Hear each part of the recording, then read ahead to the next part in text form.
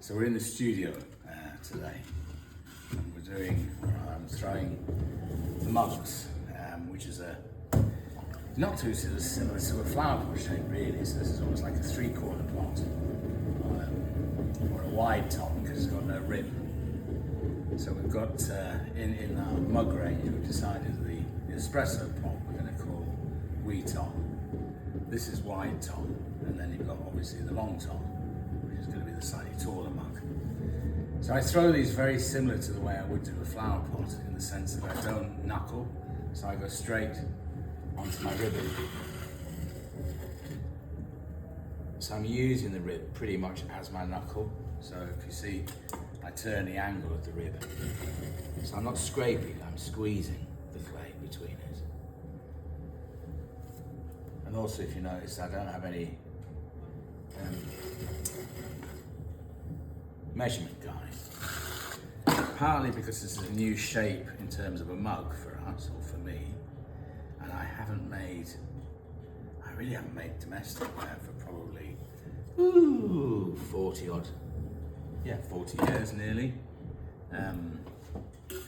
So I'm still sort of defining the shape, and it's on pots like this. It's very, slight change in the flare or anything like that can make a big difference to the overall appearance.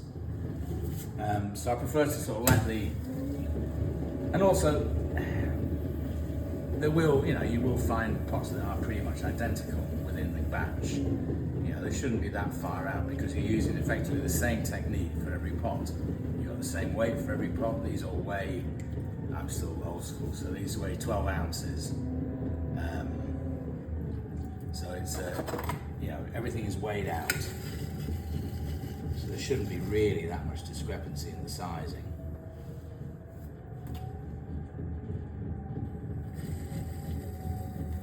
But also throwing the way that I do a flower pot, it's, the pot should be done in 3 to 4 moves pretty much. I don't like to overwork it, so you've still got the sort of, as it were, the dynamic of the throwing in there is left. And also I don't turn anything really, or as much as I can, I don't turn. But that's also one of the reasons why these are thrown on bats, is because they're thrown very, very thin. And if I was to lift them, I would distort them, which would mean I would probably have to turn them. So this sort of allows me to try and get as perfect a pot off the wheel. It shouldn't require much cleaning up at all, really.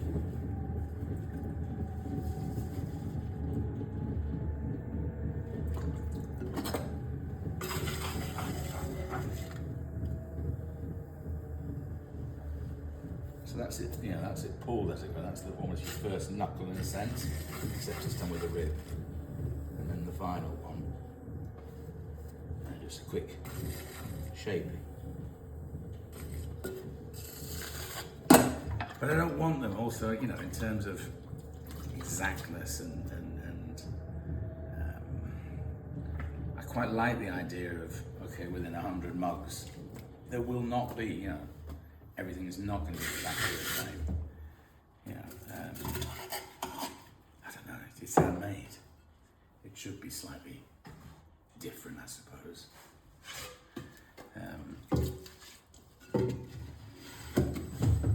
But also the clay that we're using is stoneware, so it's quite a process clay. It's very smooth. So it's very, very different to a flower pot clay. If these were flower pots, I wouldn't be bothering to centre to that degree.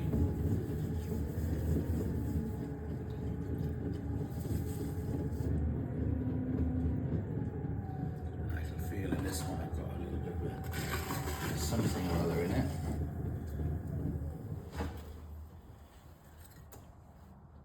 A piece of wood. So, and if that was a flower pot, I would have rescued it. But seeing as it's a mug, it will probably cost 10 times the flower pot with the same size. You don't really want to leave bits all burn out. quite a wide base, so I'm pulling out, and then I usually strike across the base 3 times. Collar in, and press the rim.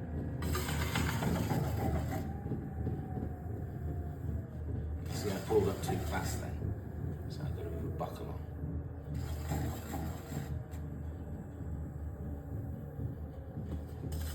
You can always correct that.